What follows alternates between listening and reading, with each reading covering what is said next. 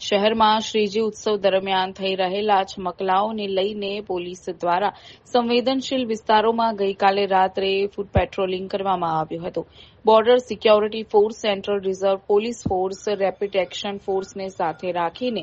DCP zone 2 અને zone 3એ ફરી ફૂટ પેટ્રોલિંગની આગેવાની લીધી હતી. તદુપરાંત સંભવિત સંવેદનશીલ વિસ્તારોમાં પોલીસનો લોખંડી બંદોબસ્ત ગોઠવી દેવામાં આવ્યો હતો. આજરોજ જે આગામી ગણપતિ વિસર્જનનો તહેવાર છે અને ઈદનો તહેવાર છે તેને અનુસંધાને ઝોન 2 ડીસીપી સાહેબ અને ઝોન 3ના પોલીસ સ્ટાફના માણસો તથા અમને ઝોન 2 અને ઝોન 3માં જે સીઆરપીએફ, બીએસએફની જે ટુકડીઓ ફાળવવામાં આવી છે તેને સાથે રાખીને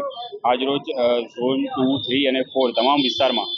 લહેરીપુરાથી ચાલુ કરીને દૂધવાળા મહોલ્લા, ત્યાંથી નવાપુરા, રાવપુરા એરિયા અને ત્યારબાદ પછી ચોખંડી વાડી વિસ્તાર અને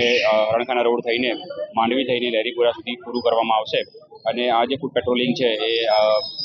સંવેદનશીલ વિસ્તારોમાં ખાસ કરીને કરવામાં આવ્યું હતું, જેના કારણે લોકોમાં શાંતિ અને સલામતી બની રહે અને કોઈ દોડાદોડી પરિસ્થિતિ ઊભી ન થાય તે માટે આજરોજ ફૂટ પેટ્રોલિંગનું આયોજન કરવામાં આવ્યું હતું.